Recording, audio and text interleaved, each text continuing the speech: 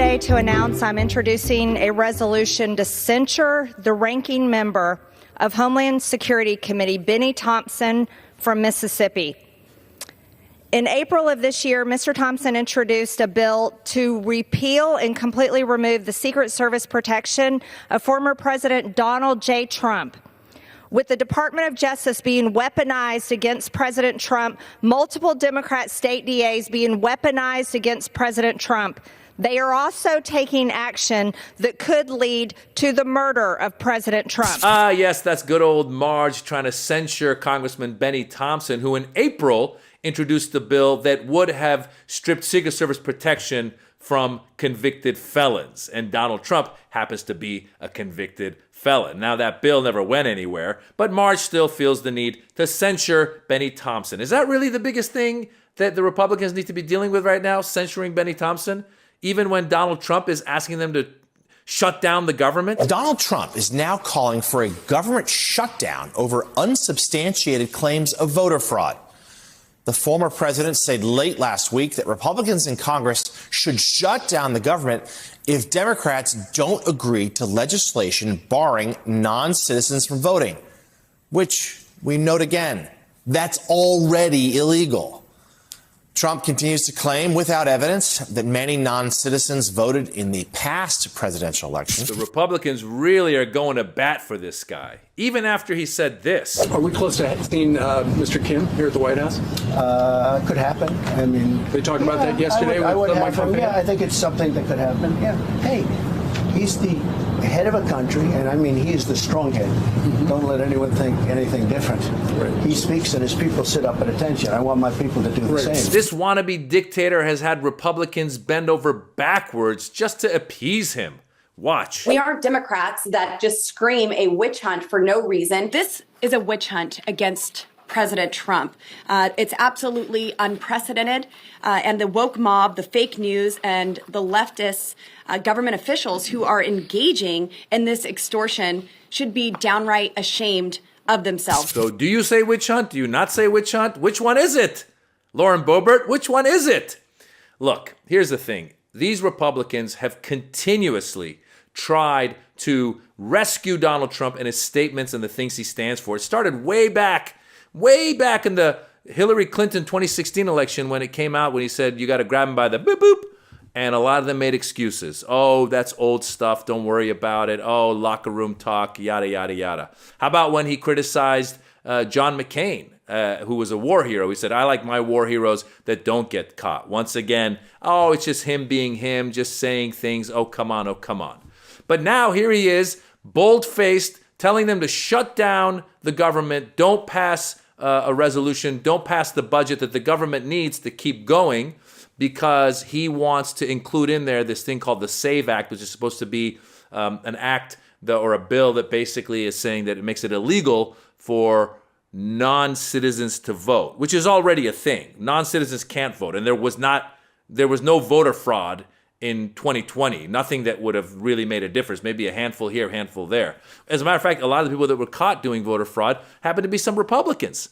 But there was not illegals or people that weren't citizens voting. Right now, in order to vote, to register to vote, you have to be a citizen. It's like saying we want to pass a bill that prohibits people from going 200 miles an hour in a 30 mile an hour zone. And you go, well, that's already a thing. You can't.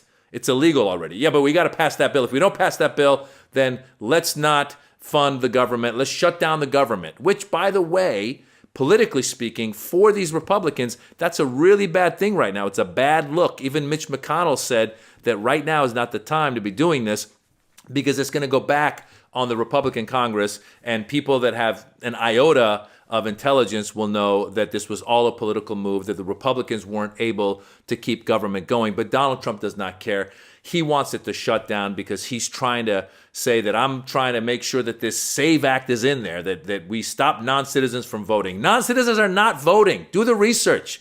Don't listen to the pillow guy. The pillow guy is telling you that non-citizens are voting. Do real research and you'll see non-citizens is already a thing. You have to be a citizen to vote. So let's just get that out of the way, all right? But there's a lot going on. Immigrants are eating pets. So he says that. Now you've got the Republicans defending that. These guys are always rolling over, bending over backwards. How do we defend that?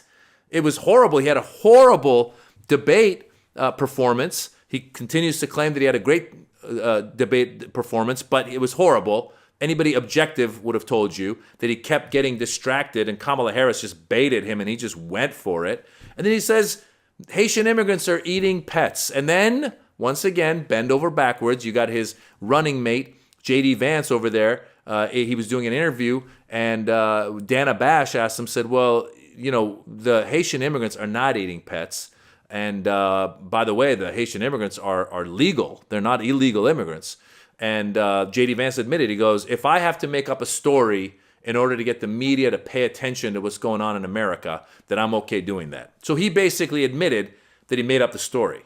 And then they also had been doing further research and found that one of these ladies who said that her cat was missing, turns out the cat was in the basement. So all of this stuff is just nonsense. And yet Republicans keep finding that they have to keep defending the stuff that Donald Trump says. He's coming up with all kinds of crazy. By the way, he's really old. He was already crazy and he was not intelligent. But as he's getting older, he's getting more and more crazy. It really is like having your crazy uncle and you're driving him around town and he just keeps saying crazy stuff and you just have to keep cleaning it up for him. So he's just insulting women, insulting people of color, insulting everybody. And you're going, oh, no, that's not what he meant. Donald Trump's latest thing is he says that when he does his rallies, he rambles a lot. Hannibal Lecter is involved, the late, great Hannibal Lecter, he calls him. Whales, windmills, birds dying. He's got his, his hot hits, his top hits. He just throws all those in there, and he just rambles on and on and on. Another great one was recently he had this, I guess, Latino male rapper, Nicky Jam, I think is his name, that was going to speak at one of his rallies, and he didn't know who it was. He thought it was Nicki Minaj. So he goes, oh, she's really hot. Bring her up. And the guy comes up, and he just kind of keeps going. Anyway, Donald Trump now is claiming that he's actually doing these rambling rally speeches on purpose, and that he's got a way of taking these points and tying them all together. He's calling it the weave. I swear to God, I'm not making this up. Google it. He said, I call it the weave. I take this from here, and I just bring them together. And my first thought was, I thought the weave was what's on his head. I'm bald. I'm not one to talk. But then again, so is he. I think he's got a weave up there. But the point is, he keeps saying nonsensical and more, I'm going to say racist stuff, more and more extreme stuff. And these Republicans keep bending over backwards to try and clean it up. Because the truth is, they have their base. Their base might be encouraged by some of this aggressive rhetoric. But the people that are going to really decide this election are the people that are kind of in the middle right now trying to decide, and those will be the ones in the swing states. And this kind of talk is turning those people off. Trying to falsely claim that there's some immigrants eating pets is not a way to win people to your side. Falsely lying and saying that he's good for women's reproductive rights. He got in trouble with that. Think about that. He had been supportive of banning Roe versus Wade, and then once he saw how unpopular it was, he's been trying to paint it another way. He comes out and he says, well, everybody wanted to overturn Roe versus Wade. Even Democrats wanted to overturn Roe versus Wade. That is not true. And then there was an election going on, or is going to be something on the ballot in Florida that is dealing with the abortion ban in Florida. And they asked him, how are you going to vote? Are you going to support the 6-week ban in Florida? And he said, I got to think about it. And then his own people, his own constituents, the right-wingers, the religious nuts who helped overturn Roe versus Wade, they got upset, and then he had to backtrack within 24 hours. So he keeps saying stuff, and I think, in a way, it's like these Republican members of Congress and the Senate are kind of like hockey goalkeepers, and they're just trying to defend Donald Trump's statements. Who knows what's coming next? Who's he going to insult next?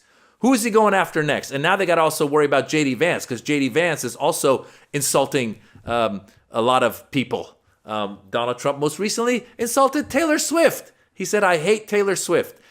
is not a good strategy, because Taylor Swift, the Swifties are that's a big constituency. And I don't know how Republicans are defending against that, but they will. Now he's traveling with Laura Loomer, who is a right-wing conspiracy theorist. And it got to the point where Marjorie Taylor Greene got in an argument with Laura Loomer. That's how crazy things are getting. So the Republicans are getting crazier and crazier. They don't have any solutions. Donald Trump was asked in the debate, they said, you were opposed to Obamacare, the Affordable Care Act, and you said back then in 2016 that you had a plan that would have replaced it. You tried to repeal and replace it. It didn't happen. So do you have a plan now, 8 years later? And he said, well, I've got the concepts of a plan. He's got the concepts of a plan.